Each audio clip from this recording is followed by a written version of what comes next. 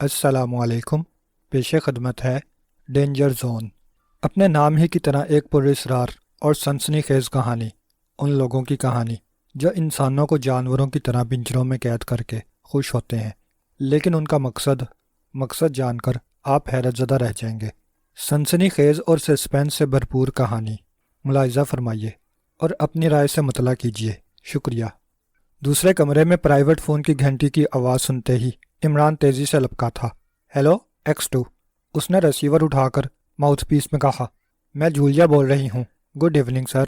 Evening.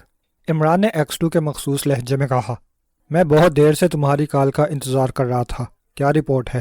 Safdar نے ابھی اطلاع دی ہے کہ اس نے متوقع آدمی کی رہائش گاہ کا پتہ چلا لیا ہے۔ صرف رہائش گاہ کا؟ جی ہاں، ابھی تک وہ مطلوبہ آدمی کو ڈھونڈنے میں کامیاب نہیں ہو سکا۔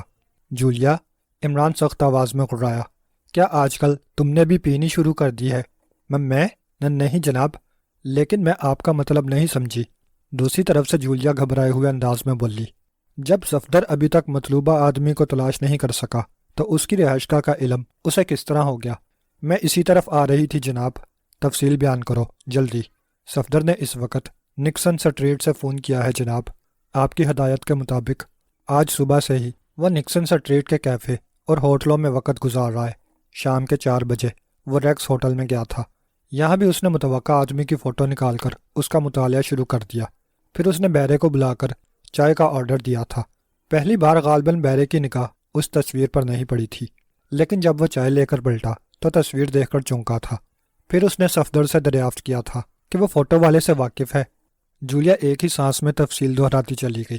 بیرے ہی نے صفدر کو بتایا ہے کہ وہ آدمی سلیمان لاج کے بار میں فلیٹ میں رہتا ہے اور شام کی چائے وہ مستقل ریکس ہوٹل ہی میں پینے کا عادی تھا، لیکن بیرے نے اسے بتایا تھا کہ مطلوبہ فرد گزشتہ 2 روز سے وہاں نہیں آیا۔ کیا صفدر نے بیرے کے چونکنے کی وجہ بھی دریافت کی تھی؟ ظاہر ہے کہ وہ کسی گاہک کی فوٹو دیکھ کر بلا وجہ نہیں چونکا ہوگا۔ وجہ معقول ہی تھی جناب۔ 2 روز پہلے آخری بار اس نے ریکس ہوٹل کے بل کی ادائیگی کرتے وقت ایک بڑا نوٹ پیش کیا تھا۔ کاؤنٹر پر بیٹھے ہوئے مالک کے پاس چینج نہیں تھی۔ اسی مسئلے پر ان دونوں کے درمیان بات بڑھ گئی، لیکن پھر بیرے نے اس کی ضمانت لے لی تھی۔ بعد میں وہ رقم اسے اپنی جیب سے ادا کرنی پڑی۔ صفدر اس وقت کہاں ہے؟ وہ اس کے فلیٹ کی نگرانی کر رہا ہے، لیکن اس کا خیال ہے کہ فلیٹ کے اندر کچھ گڑبڑ ضرور ہے۔ کیا مطلب؟ عمران چونکا۔ ممکن ہے یہ محض اس کا قیاس ہے، لیکن اس نے یہی اندازہ لگایا ہے کہ اندر سے آنے والی بدبو کسی لاش ہی کی ہو سکتی ہے۔ جولیا، عمران نے کرخت لہجے میں کہا، اتنی اہم بات بتانے کے لیے تم نے اتنی لمبی چوڑی تمہید کی ضرورت کیوں محسوس کی؟ کیا اب تمہارا ذہن بھی دوسروں کی طرح ناکارہ ہوتا جا رہا ہے؟ میں معافی چاہتی ہوں جناب۔ صفدر سے رابطہ قائم کر کے اسے ہدایت کر دو کہ جب تک عمران وہاں نہ پہنچے وہ 1 منٹ کے لیے بھی فلیٹ کی نگرانی سے غافل نہ ہو۔ بہتر ہے جناب۔ جولیا سے گفتگو کا سلسلہ منقطع کر کے وہ دوسرے کمرے میں آیا۔ کپڑے تبدیل کرنے میں اسے بمشکل 5 منٹ لگے تھے۔ پھر وہ نکسن سٹریٹ کے لیے روانہ ہو گیا۔ صفدر اسے سلیمان لاج کے سامنے والی فٹ پاتھ پر ملا تھا۔ سلام علیکم بڑے بھائی۔ عمران اس کے قریب پہنچ کر بڑی معصومیت سے بولا، او آپ؟ صفدر کے ہونٹوں پر مسکراہٹ ابھر آئی۔ مجھے جولیا نے بتایا تھا کہ X2 آپ کو روانہ کر رہا ہے۔ ٹھیک کہا تھا جولیا نے، لیکن معاملہ کیا ہے مائی ڈیئر صفدر؟ کیوں؟ کیا X2 نے آپ کو حالات سے آگاہ نہیں کیا؟ نہیں، مجھے صرف تم سے ملنے کی ہدایت کی گئی تھی۔ عمران نے کہا، مقصد یہی تھا کہ وہ صفدر کی زبانی بھی حالات معلوم کرنا چاہتا تھا۔ ہو سکتا تھا کہ جولیا کوئی ایسی بات بتانا بھول گئی ہو جو عمران کے اعتبار سے اہم ثابت ہوتی۔ صفدر نے عمران کو معنی خیز نگاہوں سے گھورا، لیکن تفصیل بہرحال اسے دہرانی ہی پڑی تھی۔ عمران بڑی سنجیدگی سے گردن ہلا ہلا کر سنتا رہا۔ پاس پڑوس والوں کے بیان کے مطابق وہ یہاں گزشتہ 15 روز سے نظر نہیں آ رہا تھا، لیکن اس عرصے میں وہ زیادہ تر فلیٹ سے باہر ہی رہتا تھا۔ شاید یہی وجہ ہے کہ اس کے پڑوسی اس کا نام تک بتانے سے قاصر ہیں۔ کیا گزشتہ 2 روز سے کسی نے بھی اسے نہیں دیکھا؟ عمران نے پرخیال انداز میں پوچھا۔ خلاف توقع وہ اس وقت بے حد سنجیدہ نظر آ رہا تھا۔ جی ہاں، ویسے میرے خیال سے وہ یقیناً کسی حادثے کا شکار ہو چکا ہے۔ اس خیال کی کوئی وجہ بھی ضرور ہوگی۔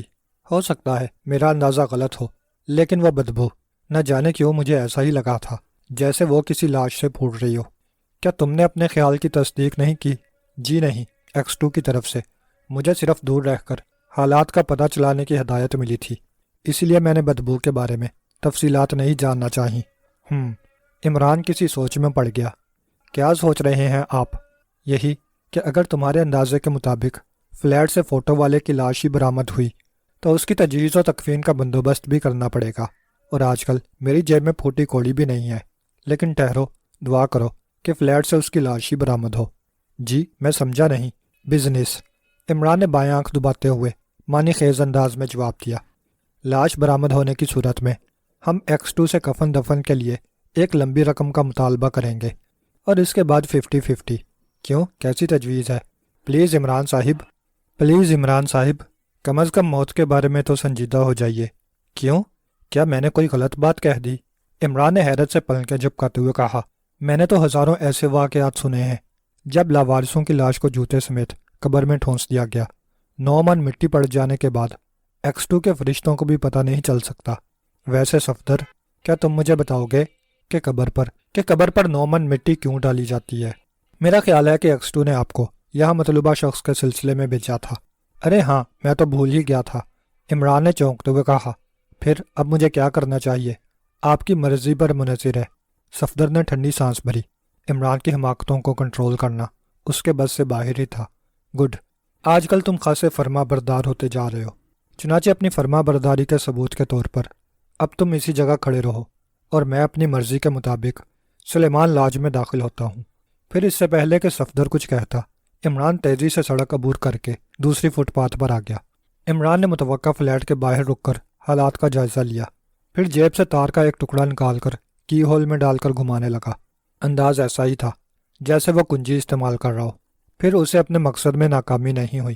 1 منٹ بعد ہی وہ تالا کھول کر فلیٹ کے اندر داخل ہو گیا، لیکن دوسرے ہی لمحے بدبو کے جھونکے نے اس کا دماغ اڑا ڈالا۔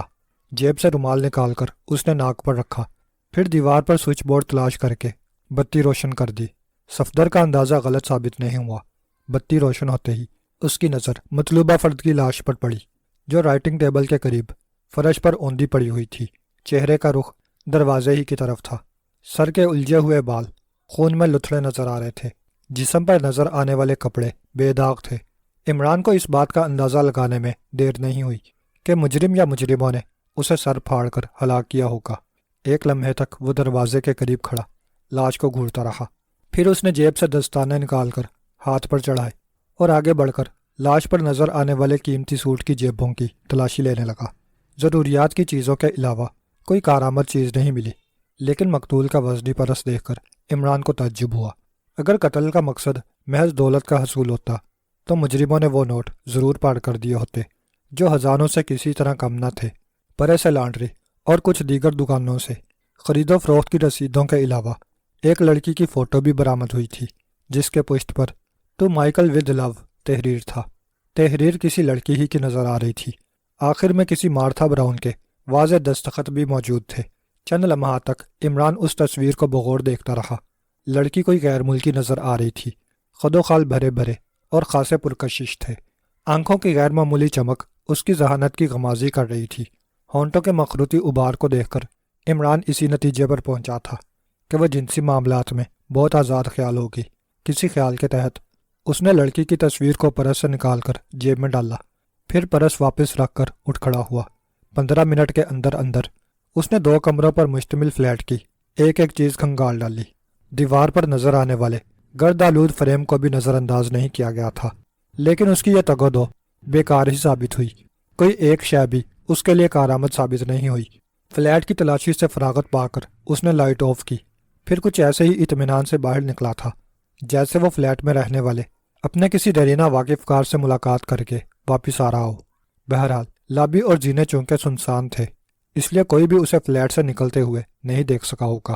زینے طے کرتا ہوا وہ انتہائی تیزی سے نیچے آیا، پھر سڑک عبور کر کے صفدر کے قریب پہنچ گیا، جو اس کی ہدایت کے مطابق اس وقت بھی اپنی جگہ جمع کھڑا تھا۔ آؤ، ہمارا کام اب ختم ہو گیا، اس نے صفدر سے مخاطب ہو کر کہا۔ لہجے میں بلا کی سنجیدگی موجود تھی۔ کیا رہا؟ صفدر نے قدم بڑھاتے ہوئے سوال کیا۔ کیا آپ فلیٹ کے اندر داخل ہونے میں کامیاب ہو گئے تھے؟ ہاں، تمہارا خیال غلط نہیں ہے۔ فلیٹ کے اندر مطلوبہ فرد کی لاش موجود تھی۔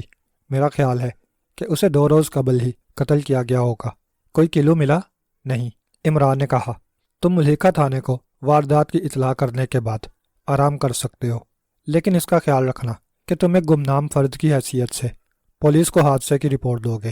صفدر نے ایک بار عمران کو دیکھا، پھر خاموشی سے لمبے لمبے قدم بڑھاتا ہوا بائیں جانب کٹ گیا۔ عمران کے چہرے پر نظر آنے والی سنجیدگی کچھ اتنی ہی گہری اور بھیانک تھی کہ صفدر کو مزید کوئی سوال کرنے کی ہمت نہ ہو سکی۔ عمران بدستور آگے بڑھتا چلا گیا۔ پھر کوئی 20 منٹ بعد اس نے ایک پبلک بوتھ سے سر سلطان کو گھر کے نمبروں پر رنگ کیا۔ رابطہ قائم ہونے میں دیر نہ لگی۔ کال خود سر سلطان نے ریسیو کی تھی۔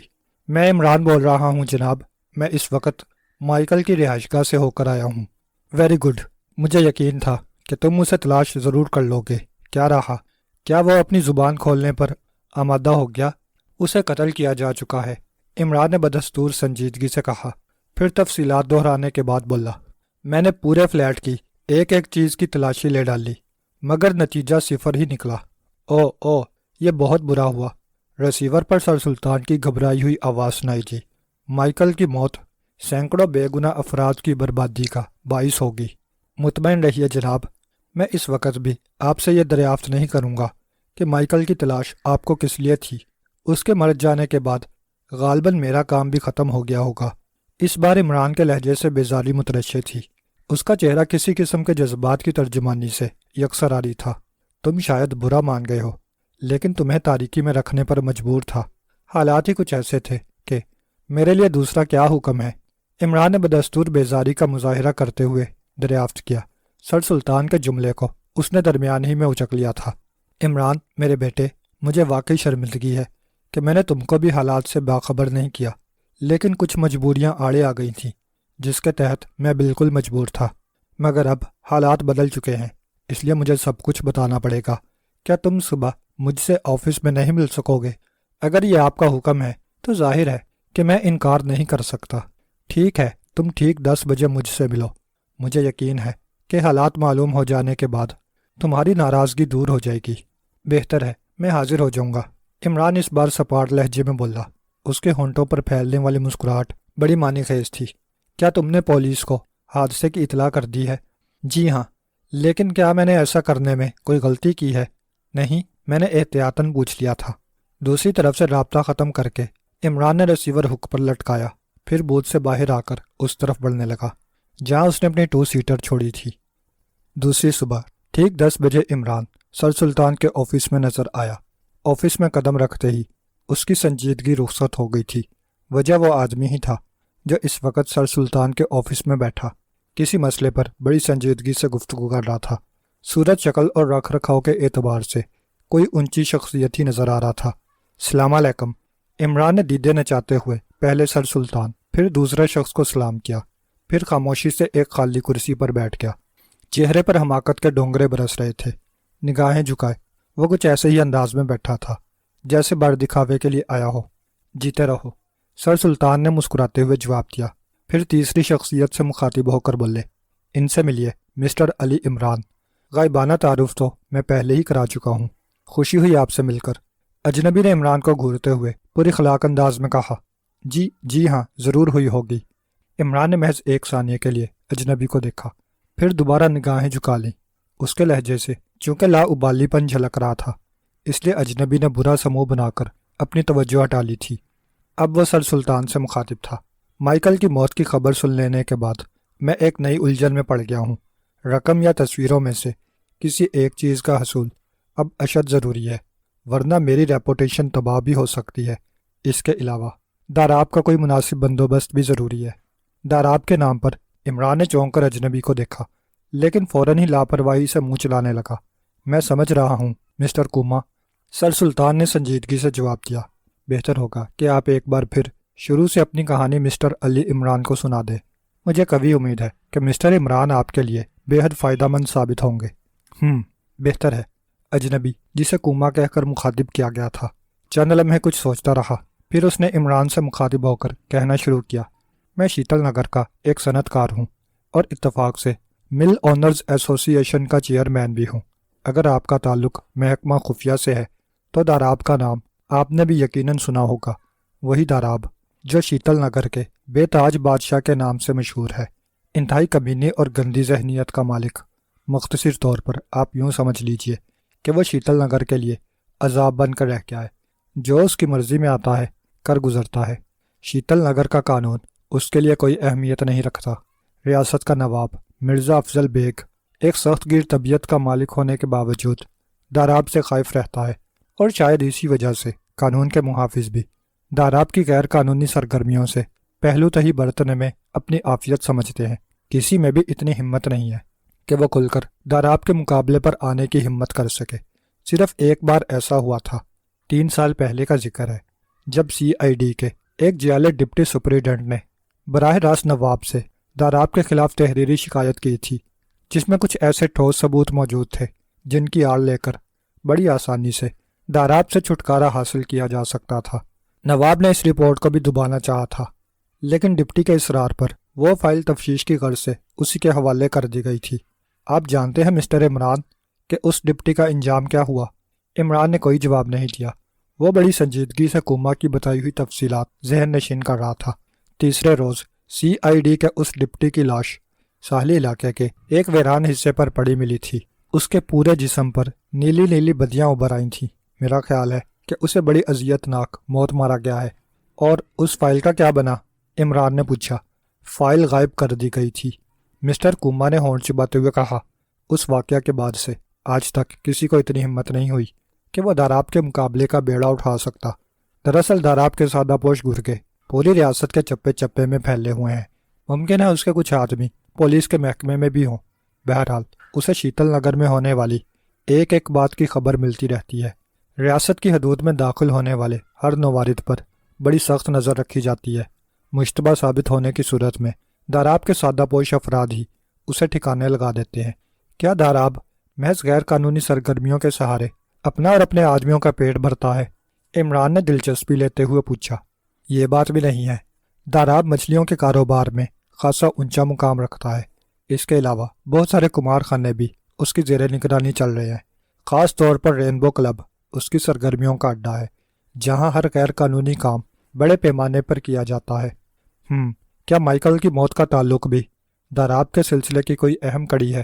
میں اسی طرف آ رہا تھا، کوما نے سنجیدگی سے کہا، پھر کرسی پر پہلو بدلتا ہوا بولا۔ آپ کا اندازہ ٹھیک ہے مسٹر عمران، مائیکل کی موت کی پشت پر بھی داراب یا اس کے کسی آدمی کا ہاتھ ہوگا۔ اب میں آپ کو وہ کہانی سناؤں گا جس کے لیے میں نے سر سلطان سے رابطہ قائم کیا تھا۔ کوئی 4 ماہ پہلے کی بات ہے، جب رینبو کلب کا ایک فوٹوگرافر داراب کے خلاف چند ایسی تصاویر حاصل کرنے میں کامیاب ہو گیا تھا جو اگر منظر عام پر آ جاتی تو داراب گردن تک قانون کی گرفت میں پھنس سکتا ہے۔ فوٹوگرافر نے مائیکل کے ذریعے، جو ہماری ایسوسی ایشن کا وکیل تھا، ہم سے رابطہ قائم کرنے کی کوشش کی۔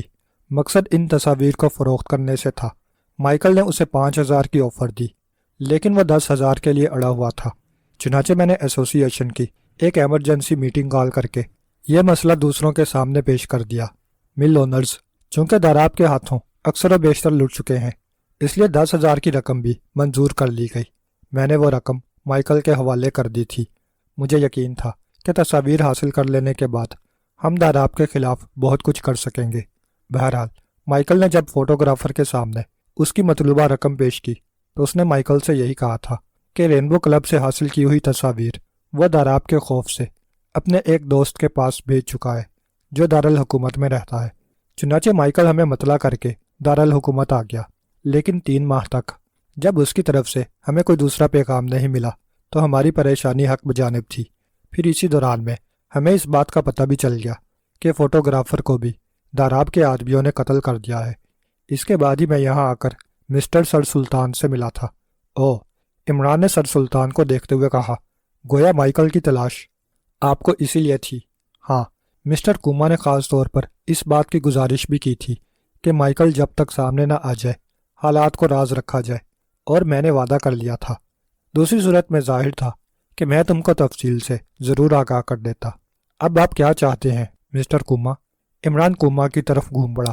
رقم کی واپسی یا تصویروں کا حصول؟ کوما نے بے چینی سے جواب دیا۔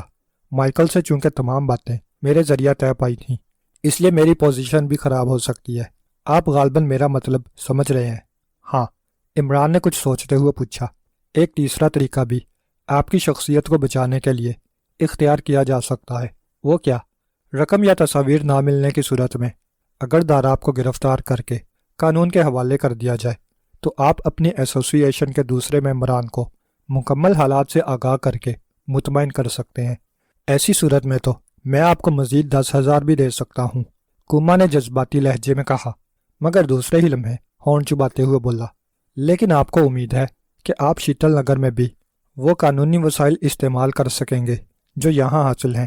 مجھے اس بات کا علم ہے کہ شیتل نگر میں صرف نواب افضل بیگ کا قانون چلتا ہے، کسی دوسری ریاست یا شہری کو مداخلت کا اختیار نہیں ہے، مگر یہ باتیں آپ مجھ پر چھوڑ دیں۔ کیا آپ تنہا ہی داراب کے مقابلے پر روانہ ہوں گے؟ جی نہیں، میری جیب میں چیونگم کا پیکٹ بھی ہوگا۔ عمران کے چہرے سے سنجیدگی کے بادل چھٹ گئے اور اب وہاں دوبارہ حماقت نظر آ رہی تھی۔ چیونگم کا پیکٹ؟ کوما نے پلکیں جھپکاتے ہوئے عمران کو دیکھا، پھر سر سلطان کو وضاحت طلب نگاہوں سے گھورنے لگا۔ سر سلطان کے لبوں پر بڑی گمبھیر مسکراہٹ ابھر آئی۔ میں آپ کو ایک بات شاید بتانا بھول گیا تھا مسٹر کوما، کہ مسٹر عمران آپ کے پرانے دوست عبد الرحمن صاحب کے صاحبزادے ہیں۔ نہیں، کوما نے حیرت سے کہا، پھر دوبارہ عمران کو گھورنے لگا جو اس وقت شرمانے کی کوشش کر رہا تھا۔ ویسے اب یہ دیگر بات تھی کہ اس طرح اس کی شخصیت پہلے سے کچھ زیادہ ہی مذیقہ خیز بن کر رہ گئی تھی۔ تم نے غالباً سائنس میں ڈاکٹریٹ بھی کیا تھا، کوما نے عمران کو گھورتے ہوئے کہا۔ دراصل عبد الرحمن سے میری ملاقات کو خاصی طویل مدت گزر چکی ہے، لیکن مجھے اچھی طرح یاد ہے کہ ان دنوں تم آکسفورڈ میں سائنس کی اعلیٰ تعلیم حاصل کرنے کے لیے گئے ہوئے تھے۔ جی ہاں، لیکن ڈاکٹریٹ کی ڈگری بعد میں میری بدنصیبی کا باعث بن گئی تھی، عمران نے منہ بسورتے ہوئے جواب دیا۔ کیا مطلب؟ مطلب تو مجھے بھی نہیں معلوم، لیکن میں نے ایک بار ڈیڈی سے کہا تھا کہ ایٹمی توانائی سے اگر گدھوں پر تجربہ کیا جائے تو وہ بھی انسانوں کی طرح کارآمد ہو سکتے ہیں۔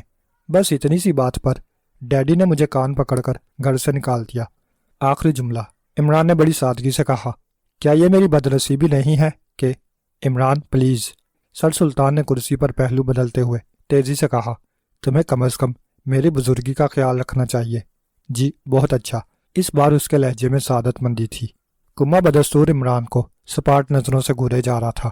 میرا خیال ہے کہ تم داراب کے لیے یقیناً بہت مناسب رہو گے، کوما نے سنجیدگی سے کہا۔ میں کسی حد تک سمجھ چکا ہوں کہ تمہارا ٹائپ کیا ہے، رحمان کی شخصیت کے بالکل برعکس، لیکن آج کے دور میں تمہارا اصول زیادہ کامیاب ہوتا ہے۔ جی ہاں بالکل، عمران نے خوشی سے اچھلتے ہوئے کہا۔ کنفیوشس نے بھی یہی کہا ہے کہ جب کوئی بات سمجھ میں نہ آئے تو ادھر ادھر کی ہانکنا شروع کر دو۔ میری صحت انہی اصولوں پر قائم ہے۔ بہت گہرے معلوم ہوتے ہو، کوما نے معنی خیز انداز میں مسکراتے ہوئے کہا۔ میں بڑے وثوق کے ساتھ کہہ سکتا ہوں کہ داراب کے دن اب پورے ہو چکے ہیں۔ کیا وہ آج کل پورے دنوں سے ہے؟ لیکن یہ جملہ تو صرف عورتوں کے لیے۔ ارے ہپ! عمران نے چونک کر سر سلطان کو دیکھا، پھر جلدی سے ہونٹ بند کر لیے۔ سر سلطان کے علاوہ کوما بھی مسکرائے بغیر نہ رہ سکا۔ عمران نے ایک بار پھر نظریں جھکا کر شرمانے کی اداکاری شروع کر دی، پھر وہ سنجیدگی سے بولا، میں معافی چاہتا ہوں جناب، میں جلدی میں شاید کچھ غلط بول گیا تھا۔ تخاطب سر سلطان ہی سے تھا۔ داراب کے سلسلے میں تمہارا آئندہ پروگرام کیا ہوگا؟ سر سلطان نے سنجیدگی سے پوچھا، اور عمران کو بھی سنجیدگی اختیار کر لینی پڑی، اس لیے کہ وہ داراب کے سلسلے میں کچھ اور باتیں بھی معلوم کرنا چاہتا تھا۔ آئندہ پروگرام میں شیتل نگر پہنچنے کے بعد ہی بناؤں گا، لیکن اس سلسلے میں ایک گزارش ہے، میری روانگی کو قطعی طور پر راز رکھا جائے، عمران نے کہا۔ پھر کوما سے مخاطب ہو کر بولا، شیتل نگر میں میرے قیام کے دوران آپ بھی مجھ سے دور ہی رہیں گے۔ کیوں؟ کیا تم میرے ساتھ قیام نہیں کرو گے؟ جی نہیں، میں بالکل الگ تھلگ رہ کر ہی حالات کا جائزہ لوں گا۔ فی الحال آپ مجھے ان تمام باتوں سے آگاہ کر دیں جو آپ کو داراب کے بارے میں معلوم ہے۔ جواب میں مسٹر کوما نے پہلو بدلا اور پھر عمران کو داراب کے بارے میں اپنی معلومات سے آگاہ کرنے لگا۔ عمران ایک ایک لفظ کو ذہن نشین کر رہا تھا۔ بظاہر داراب تم کو ایک ملنسار آدمی نظر آئے گا، لیکن وہ کسی لومڑی سے زیادہ چالاک اور عیار ہے۔ اپنے مخالفین کے لیے خوبصورت جال بننے میں وہ اپنا ثانی نہیں رکھتا۔ داراب کے ساتھ ساتھ تمہیں اس کے چینی ماتحت لی شیانگ سے بھی محتاط رہنا ہوگا۔ داراب اس پر اندھا اعتماد کرتا ہے۔ دیکھنے میں لی شیانگ انتہائی کمزور، دبلا پتلا اور مریل سا نظر آتا ہے، لیکن اس کے ظاہر اور باطن میں زمین آسمان کا فرق ہے۔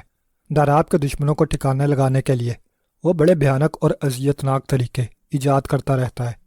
میرا اندازہ اگر غلط نہیں ہے تو کرب و جوار کی دوسری ریاستیں بھی داراب کی شخصیت سے نفرت کرتی ہوں گی، ہاں، لیکن نفرت کے علاوہ اور کر بھی کیا سکتے ہیں؟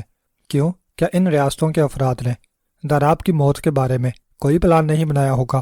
میں سمجھ رہا ہوں کہ تم کیا معلوم کرنا چاہتے ہو، کوما نے کہا۔ تمہارا خیال غلط نہیں ہے۔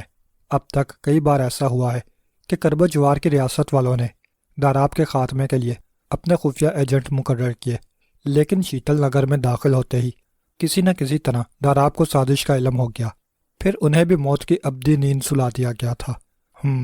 عمران کسی گہری سوچ میں غرق ہو گیا، پھر وقفہ کے بعد بولا، آپ دارالحکومت سے شیتل نگر کے لیے کب روانہ ہوں گے؟ میں آج شام ہی واپس لوٹ جاؤں گا۔ کیوں، کوئی خاص بات؟ جی نہیں، میں نے یوں ہی پوچھ لیا تھا، اور اب میں اجازت چاہوں گا۔ عمران جملے کے اختتام کے ساتھ کرسی چھوڑ کر کھڑا ہو گیا، چہرے پر دوبارہ حماقتوں کے بادل نظر آنے لگے۔ تم کب تک شیتل نگر پہنچو گے؟ کوما نے دریافت کیا۔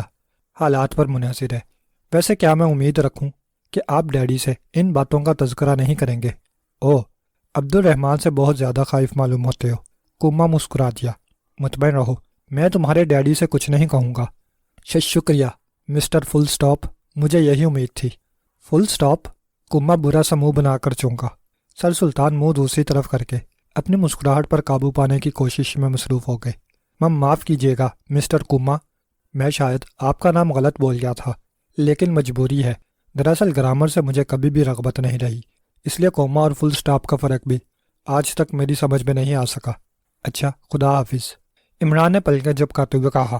پھر اس سے پہلے کہ سر سلطان یا کوما اس سے کچھ کہتے، وہ تیزی سے لپکتا ہوا آفس سے باہر نکل گیا۔ داراب کا نام عمران کے لیے نیا نہیں تھا۔ سر سلطان کے آفس سے باہر آ کر اس نے اپنی 2 سیٹر سنبھالی، پھر سڑکوں پر بے معنی چکر لگانے لگا۔ اس طرح وہ یکسوئی کے ساتھ داراب کے بارے میں سوچنا چاہتا تھا۔ شیتل نگر کی ریاست دارالحکومت کے مشرقی حصے کی سرحدوں سے ملی ہوئی واقع تھی۔ نواب افضل بیگ سے پہلے وہاں اس کے باپ نواب راحت بیگ کا سکہ چلتا تھا۔ ریاست کے عوام خوشحال زندگی بسر کر رہے تھے۔ ریاست کی آبادی 70-80 ہزار افراد پر مشتمل تھی۔ کاروباری اعتبار سے بھی شیتل نگر کی ریاست کو خاصی اہمیت حاصل تھی۔ مجموعی طور پر اس ریاست کا مقابلہ کسی بھی خوبصورت شہر سے کیا جا سکتا تھا، لیکن نواب راحت بیگ کے بعد جب سے افضل بیگ نے ریاست کی باغ دوڑ کو سنبھالا تھا، حالات بد سے بدتر ہوتے چلے گئے۔ داراب کی شخصیت بھی راحت بیگ کے مرنے کے بعد سامنے آئی تھی۔ عمران کے لیے داراب کا نام اور اس کی غیر قانونی سرگرمیاں بہت عرصے سے دلچسپی کا باعث بنی ہوئی تھیں۔ 1-2 بار اس نے سوچا بھی تھا کہ شیتل نگر جا کر اس کا خاتمہ کر دیا جائے، لیکن پھر سیاسی نقطہ نگاہ سے اسے اپنا ارادہ ملتوی کر دینا پڑا۔ ایک آزاد اور خود مختار ریاست ہونے کی وجہ سے شیتل نگر کے قوانین بھی علیحدہ تھے۔ کسی دوسری ریاست یا ملک کو اس میں دخل اندازی کا حق حاصل نہیں تھا۔ عمران اور داراب کا ٹکراؤ ریاست اور دارالحکومت کے دیرینہ تعلقات پر اثر انداز بھی ہو سکتا تھا، اسی لیے عمران کو اپنی خواہشات کا گلا گھونٹنا پڑا تھا۔ لیکن اب حالات دوسرے تھے۔ خود سر سلطان نے کوما کی فرمائش پر اسے داراب کی سرکوبی کے لیے آزادی فراہم کر دی تھی، اور وہ بڑی سنجیدگی کے ساتھ اپنے آئندہ اقدامات کے بارے میں سوچ رہا تھا۔ مائیکل کی موت کے بارے میں اس نے اندازہ لگایا تھا کہ اسے داراب کے اشارے پر ہی ٹھکانے لگایا گیا ہوگا، لیکن وہ تصویریں کیا ہوئیں جس کے لیے اسے قتل کیا گیا تھا؟ کیا وہ مجرموں کے قبضے میں واپس چلی گئی ہوں گی؟ کیا مائیکل نے، جو داراب کی رگ رگ سے واقف تھا، تصویروں کو حاصل کرنے کے بعد اسے اپنے پاس ہی رکھنے کی حماقت کی ہوگی؟ کیا وہ اس بات سے بے خبر رہا ہوگا کہ داراب کے گنڈے اس کی نگرانی کر رہے ہیں؟ عمران کا ذہن اسی قسم کے سوالات کی ادھیڑ بن میں مصروف تھا۔ سیما لاج میں مائیکل کی لاش کی تلاشی کے علاوہ اس نے پورے فلیٹ کا ایک ایک گوشہ چھان مارا تھا، لیکن کوئی ایسا ثبوت تلاش نہیں کر سکا تھا جس سے مائیکل کی موت پر روشنی پڑ سکتی۔ اس وقت تک اسے مکمل حالات کا علم بھی نہیں تھا۔ سر سلطان نے اسے محض ایک حلیہ بتا کر اس کی تلاشی کا حکم صادر کیا تھا، اور اس کی پیروی میں عمران نے اپنی پوری ٹیم کو شہر کے کونے کونے میں پھیلا دیا تھا۔ بہرحال اب حالات اس کے علم میں آ چکے تھے، لیکن اس کے باوجود وہ یہ بات بڑے وثوق کے ساتھ کہہ سکتا تھا کہ وہ تصویریں کم از کم اس فلیٹ میں نہیں ہو سکتی جہاں مائیکل کی لاش ملی تھی۔ صرف 2 صورتیں ممکن تھیں۔ داراب کے گرگوں نے پہلے تصویروں کو اپنے قبضے میں لیا ہوگا، پھر مائیکل کو ٹھکانے لگا دیا۔ دوسری صورت میں یہ بھی ممکن تھا کہ وہ تصویریں حاصل کرنے میں ناکام ہو گئے ہوں، اور انہوں نے مائیکل کو مجبور کیا ہو کہ وہ تصویروں کا پتہ بتا دے۔ پھر انکار کی صورت میں اسے جھلا کر لاش جس حالت میں تھی اس سے یہی ظاہر ہوا تھا کہ مرنے والے کو اس قاتلانہ حملے کا علم نہیں تھا۔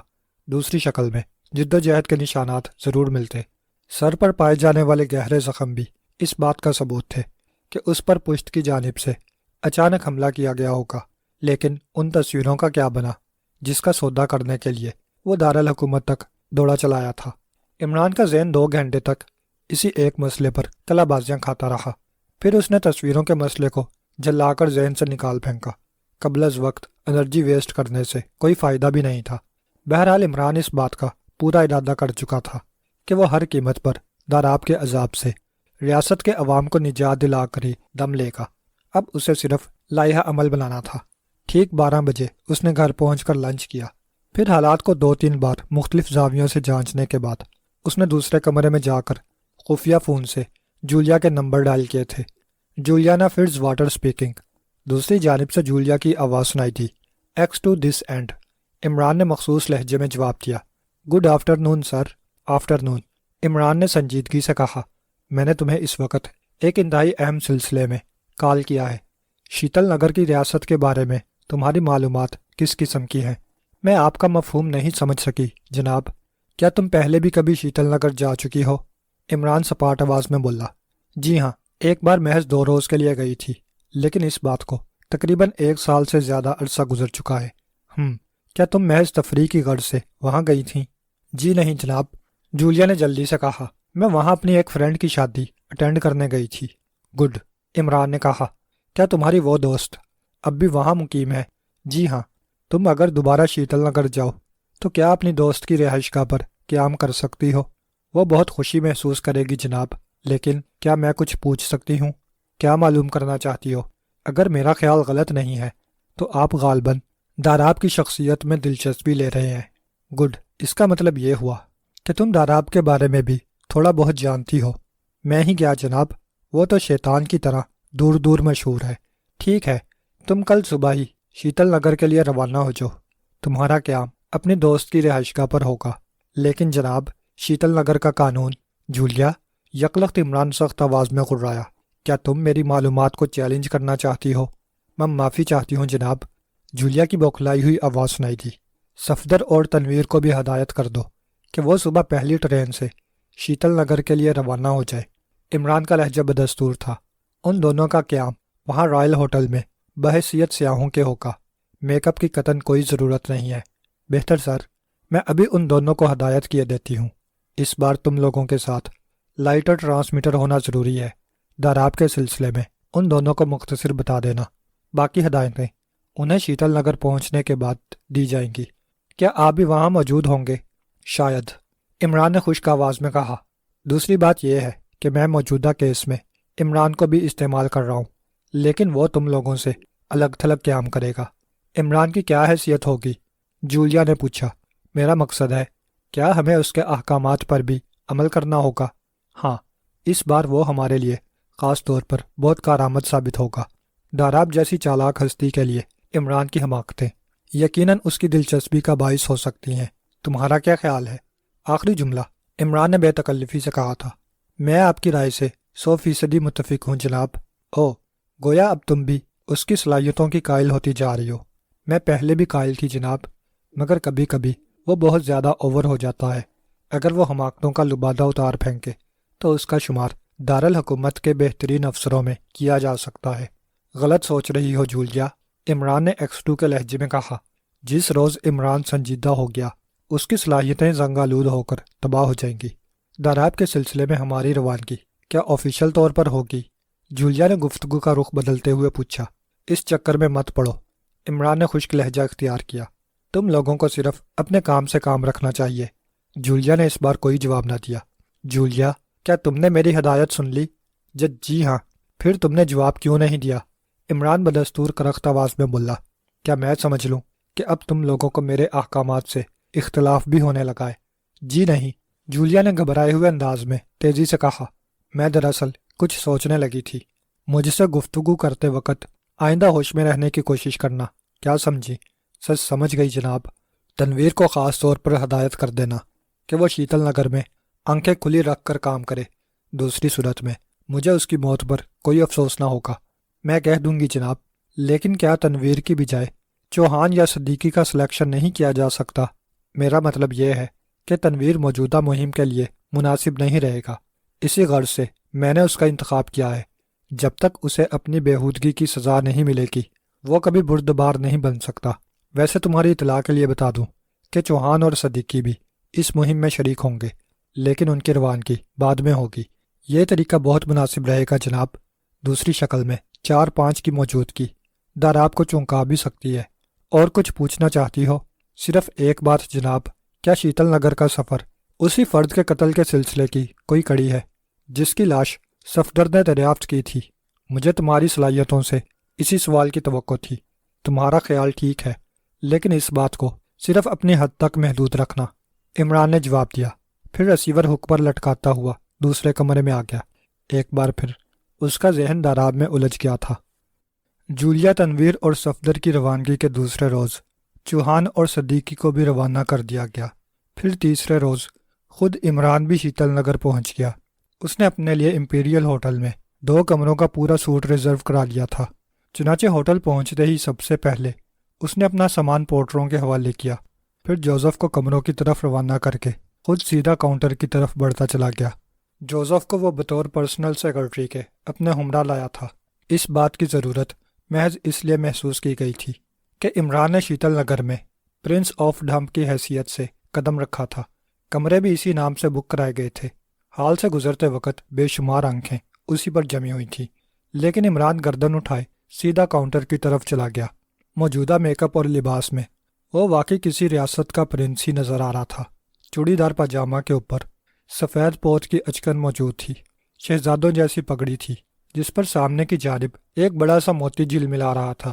پگڑی کے بائیں جانب سرخاب کا پر لگا ہوا تھا۔ پاؤں میں سنہری کام کے سلیم شاہی جوتے نظر آ رہے تھے۔ کاؤنٹر پر کھڑی ہوئی خوبصورت لڑکی نے اسے بڑی معنی خیز نظروں سے دیکھا۔ کیا تم لوگ یہ ہوٹل بغیر مینیجر کے چلا رہی ہو؟ عمران نے لڑکی کے قریب پہنچ کر سرد لہجے میں پوچھا۔ پیشانی پر اچانک ابھر آنے والی لکیریں اس کی جلاہٹ کی غمازی کر رہی تھیں۔ مینیجر اس وقت موجود نہیں ہے، لڑکی نے سنجیدگی سے جواب دیا۔ فرمائیے، میں آپ کی کیا خدمت کر سکتی ہوں؟ مجھے خدمت کی نہیں بلکہ استقبال کی ضرورت ہے لڑکی، عمران دبنگ آواز میں بولا۔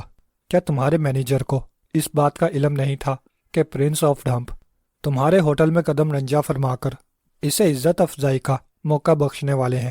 مینیجر کو ایک ضروری کام پیش آ گیا تھا جناب۔ عمران نے دیدے نے چاہتے ہوئے لڑکی کو گھورا۔ میرا خیال ہے کہ یہ ہوٹل 15 لاکھ سے زیادہ مالیت کا نہ ہوگا۔ کیوں؟ جی، میں آپ کا مقصد نہیں سمجھی۔ میں اسے 20 لاکھ میں بھی خرید سکتا ہوں۔ کیا سمجھی تم؟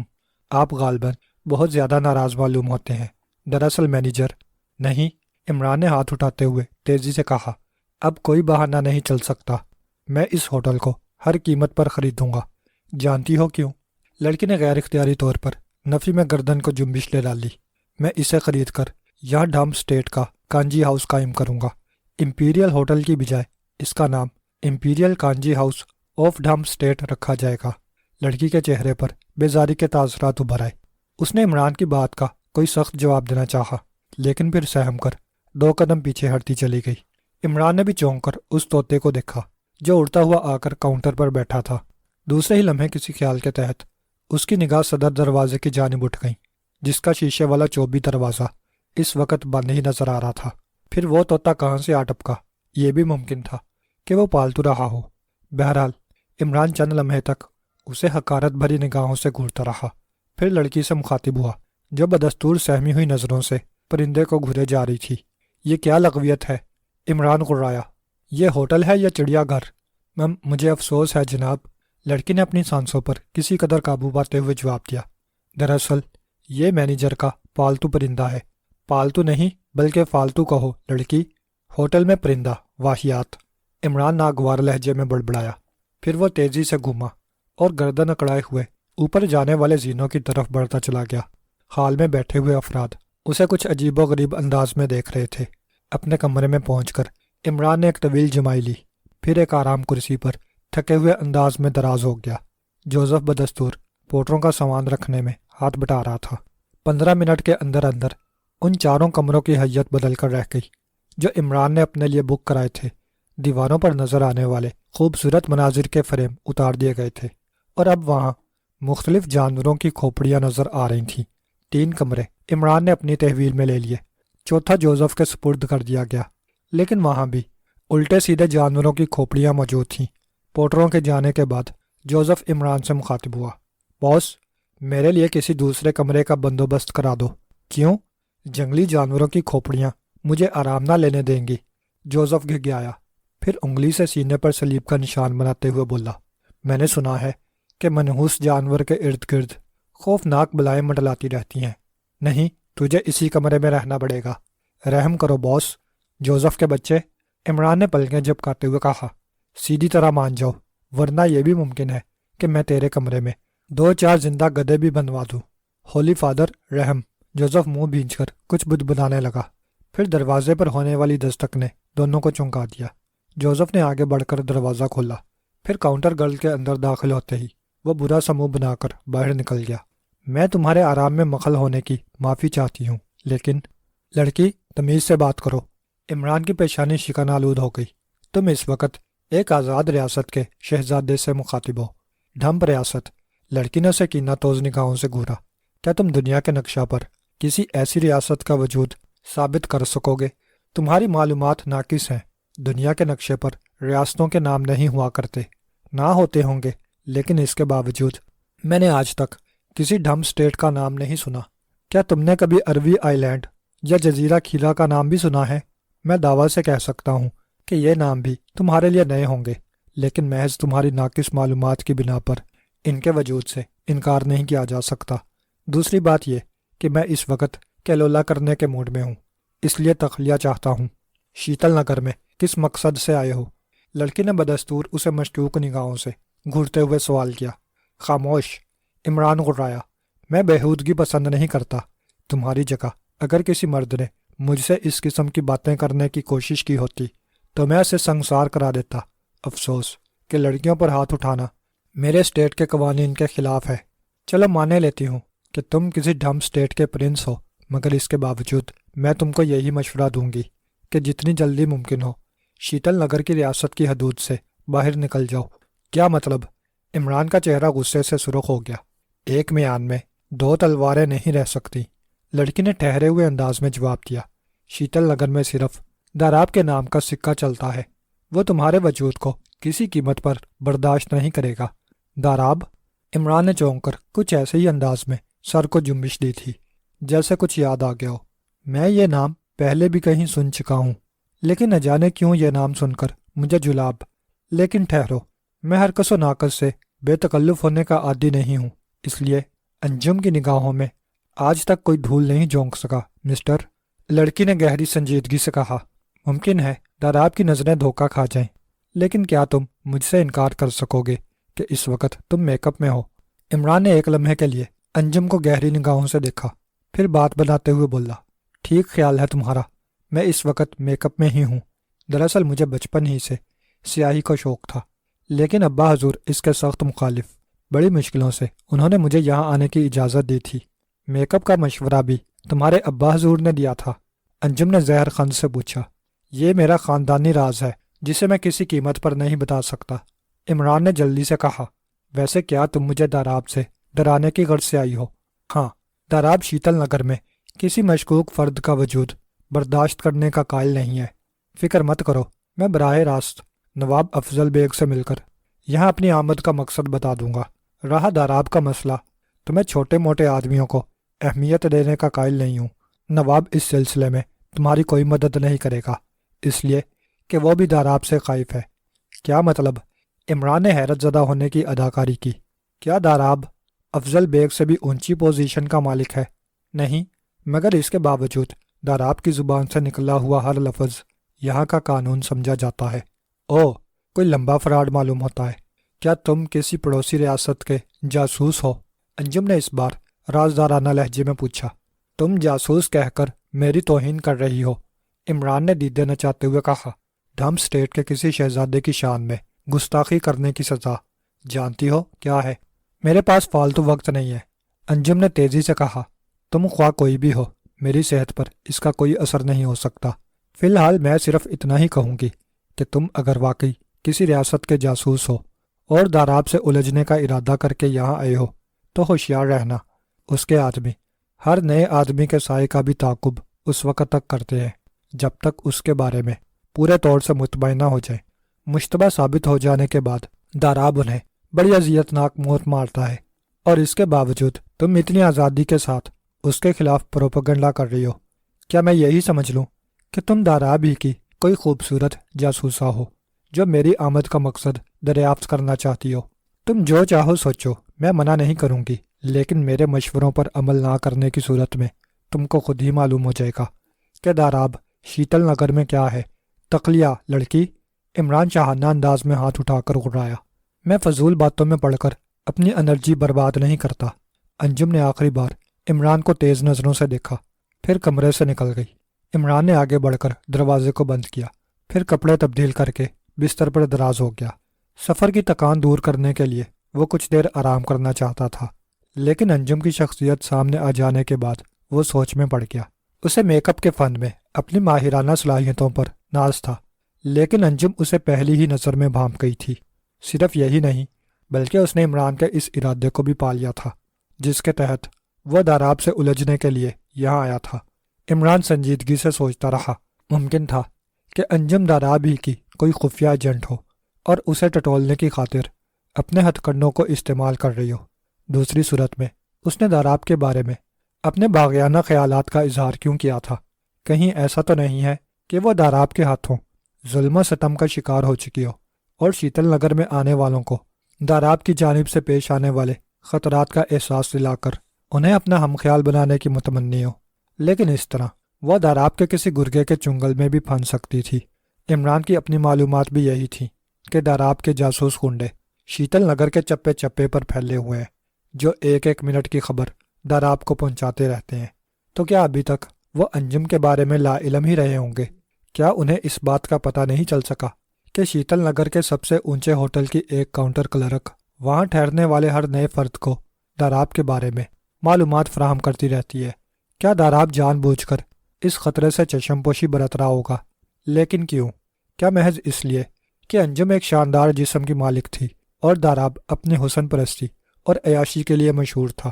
لیکن کیا محض اپنی عیاشی کی خاطر داراب جیسا شاطر آدمی ان خطرات کو مول لے سکتا تھا جو اس کے لیے جان لیوا بھی ثابت ہو سکتے تھے؟ عمران کلا بازیاں کھاتا رہا۔ انجم کی شخصیت ہر زاویے سے اس کے لیے سوالیہ نشان ہی ثابت ہوئی تھی۔ ہاں ہوگا، عمران نے خیالات جھٹکتے ہوئے کروٹ بدلی۔ اسے بھی دیکھ لیا جائے گا، جلدی کیا ہے؟ 5 منٹ بعد ہی کمرے میں اس کے خراٹے سنائی دے رہے تھے۔ اسی شام عمران رینبو کلب بھی پہنچ گیا۔ حالات کے پیش نظر وہ جلد از جلد داراب سے ملاقات کرنے کا خواہش مند تھا۔ دارالحکومت سے روانگی کے وقت اس کا پروگرام کچھ اور تھا، لیکن انجم سے ملاقات کے بعد وہ لائن آف ایکشن میں رد و بدل کرنے پر مجبور ہو گیا تھا۔ جوزف اس وقت کلف شدہ صاف شفاف یونیفارم میں حقیقتاً کسی پرنس کا سیکرٹری ہی نظر آ رہا تھا۔ عمران کے جسم پر وہی پوشاک تھی جو صبح موجود تھی۔ رینبو کلب کے بڑے پھاٹک پر پہنچ کر ٹیکسی کو چھوڑ دیا گیا۔ پھر عمران نے ایک ہی نگاہ میں کلب کا جائزہ لے ڈالا۔ 2 منزلہ عمارت باہر سے خاصی شاندار نظر آ رہی تھی۔ ہوشیار رہنا مائی ڈیئر جوزف، ہم اب اندر چل رہے ہیں۔ عمران نے صدر دروازے کی طرف قدم بڑھاتے ہوئے کہا، اگر تو نے کوئی حماقت کی تو سمجھ لے 1 ہفتے کے لیے تیرا شراب کا کوٹا بند کر دیا جائے گا۔ ایسا مت کرنا باس، تم چاہے مجھے گولی مار دو لیکن شراب… جوزف ہونٹوں پر زبان پھیرتے ہوئے بولا، اس کے بغیر میری مشینری بالکل ٹھپ ہو جاتی ہے۔ عمران نے گردن ہلائی، پھر سر پر بندھی ہوئی پگڑی کو ٹھیک کرتا ہوا کلب کے اندر داخل ہو گیا۔ کسی چوکیدار کی غیر موجودگی اسے تعجب خیزی لگی تھی، لگنی بھی چاہیے تھی، اس لیے کہ داراب جیسی شخصیت کے لیے قدم قدم پر ہوشیار رہنا ضروری تھا۔ اندرونی حال میں پہنچ کر عمران نے ان بے شمار نگاہوں کا کوئی نوٹس نہ لیا جو اس کی طرف اٹھ گئی تھیں۔ وہ صرف اندرونی بناوٹ کا مطالعہ کر رہا تھا۔ انداز ایسا ہی تھا جیسے کوئی انجینئر کسی نو تعمیر شدہ عمارت کو چیک کر رہا ہو۔ وسیع و عریض ہال بیضوی شکل میں بنا ہوا تھا جس کے بائیں جانب بار کاؤنٹر تھا، اور اس کے ساتھ ساتھ گولائی میں تھوڑے تھوڑے فاصلے پر مختلف دروازے موجود تھے جن کا تعلق غالباً کلب کے دوسرے شعبوں سے ہوگا۔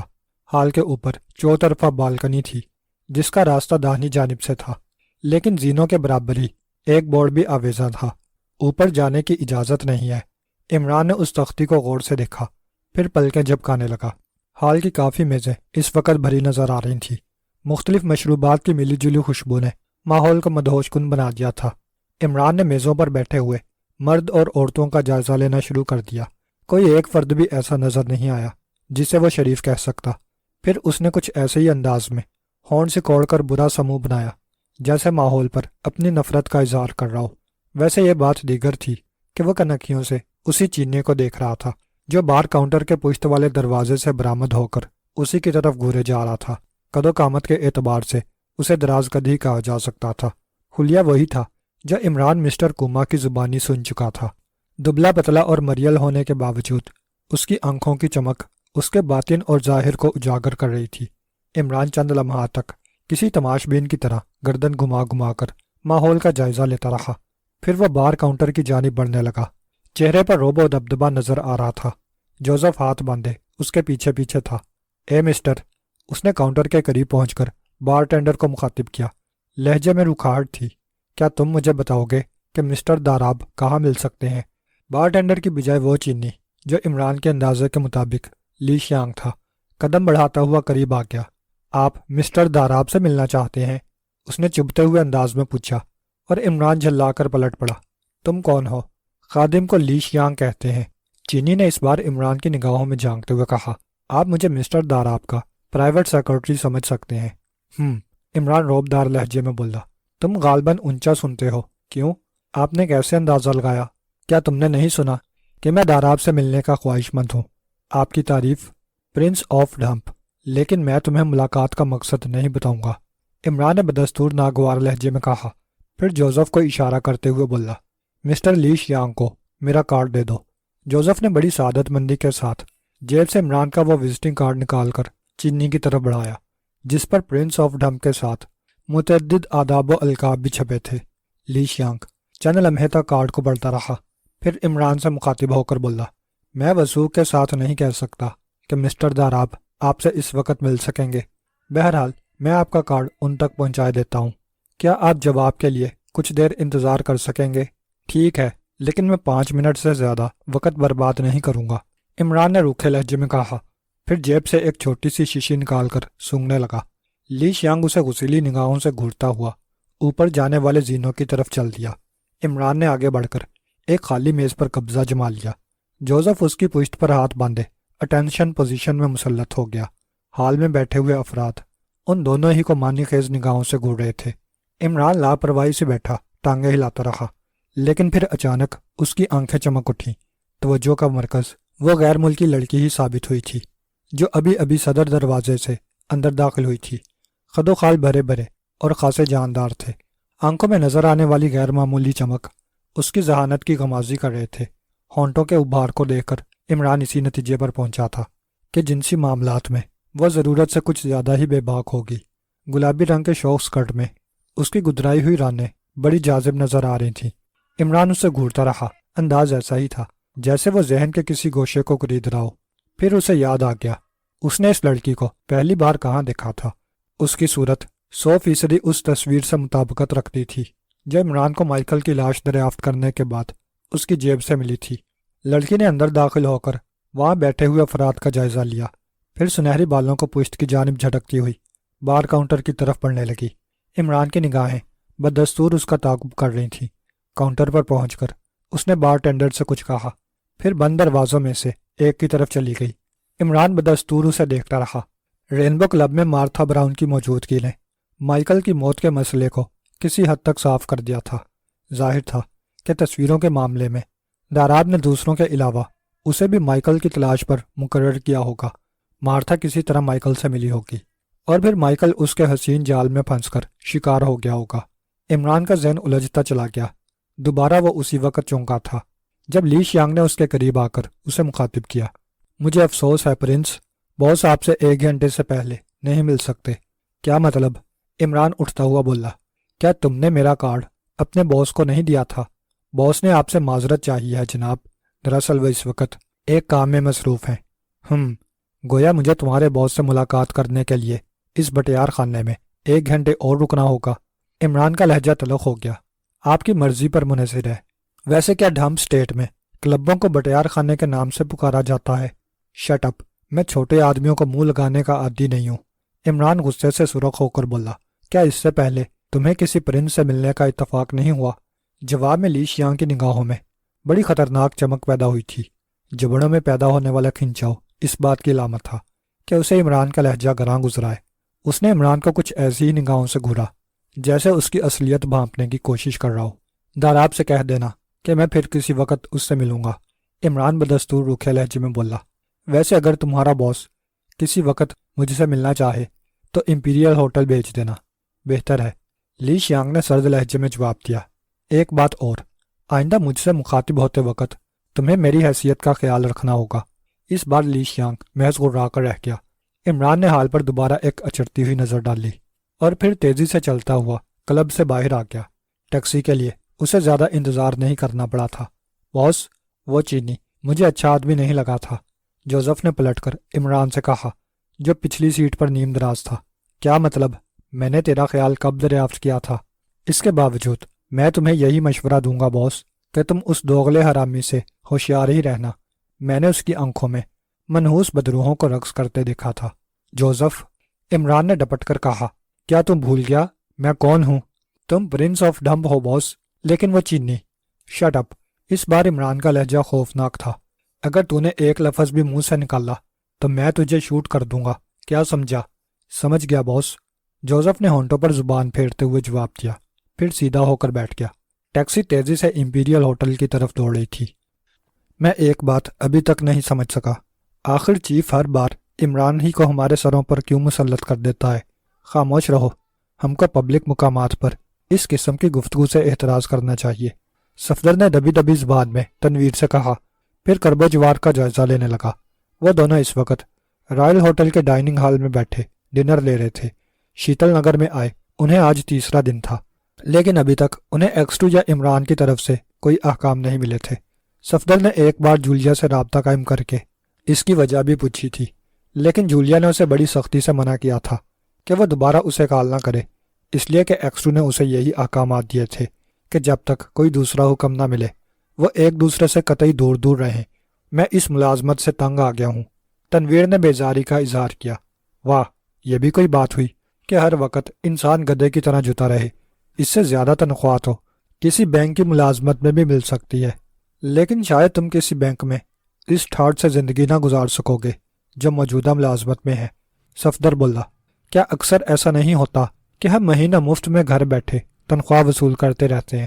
ٹھیک ہے، لیکن اب میں اس چڑی کے غلام کو کسی قیمت پر برداشت نہیں کر سکتا۔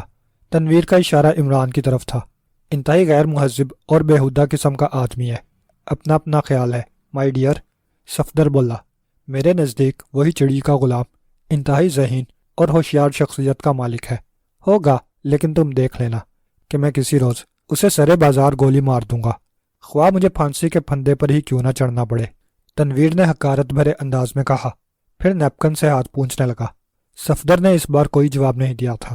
ڈنر ختم کرنے کے بعد انہوں نے کافی کا آرڈر پلیس کیا، پھر شیتل نگر کی تفریح کے موضوع پر گفتگو کرنے لگے۔ 3 دنوں میں انہوں نے ریاست کا نصف سے زیادہ حصہ دیکھ ڈالا تھا۔ تنویر کو خاص طور پر وہ برفیلی پہاڑیاں بے حد پسند آئی تھیں جو شیتل نگر کی مغربی سرحدوں پر واقع تھیں۔ میرا خیال ہے کہ ہمیں کل پھر برفیلی پہاڑیوں کی طرف چلنا چاہیے، بڑا پرفیزہ مقام ہے، صفدر نے تجویز پیش کی۔ میں وہاں کے قدرتی مناظر کو کیمرے کے ذریعے محفوظ کر لینے کا خواہش مند ہوں۔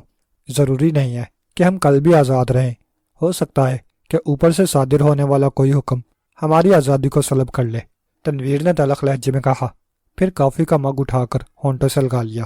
صفدر نے دوبارہ خاموشی اختیار کر لی۔ وہ بخوبی جانتا تھا کہ تنویر عمران کی لیڈ کی وجہ سے متنفر ہے۔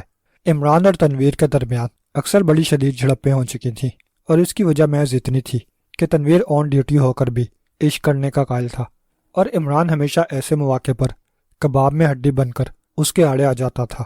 پھر شاید عمران کی رپورٹ ہی پر ایکس2 کا عذاب اس پر نازل ہوتا تھا۔ تنویر نے یکے بعد دیگرے کافی کے 2 لمبے لمبے گھونٹ حلق سے نیچے اتارے، پھر پلٹ کر اس لڑکی کو گھورنے لگا جو دائیں جانب والی تیسری میز پر اپنے کسی دوست کے ساتھ موجود تھی۔ تنویر ایک طویل سانس لے کر رہ گیا۔ پھر 10 منٹ بعد جو کچھ ہوا وہ اس کے لیے حیرت انگیزی ثابت ہوا۔